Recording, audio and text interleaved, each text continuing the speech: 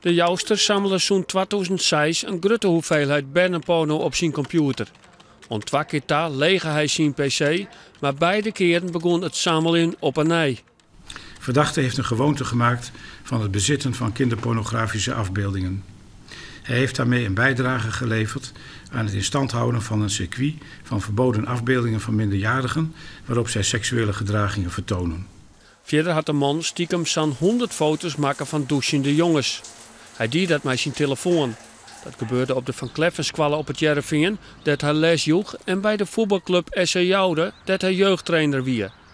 Hoewel de jouster tajoen had dat hij daar seksueel terug prikkelen waard, is dit neffens de rechtbank geen barnenporno.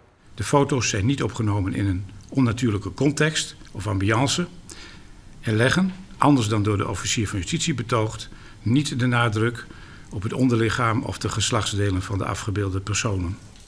Wel vindt de rechter het strafbaar dat de man de jongens tjin haar eigen wil en stiekem op de foto zetten had. Verdachte heeft hiermee de betrokken minderjarigen gedwongen tot het dulden van ontuchtige handelingen. Met name van deze misdragingen kan verdachte een ernstig verwijt worden gemaakt, omdat hij misbruik heeft gemaakt van het vertrouwen dat de minderjarigen en hun ouders in hem gesteld hadden. Daarom kregen de jouster, die het zelfs net bij de uitspraak wie, naast een ISL-straf ook een onderwijsverbod. Hij mij 3,5 jaar lang net voor de klasse stingen.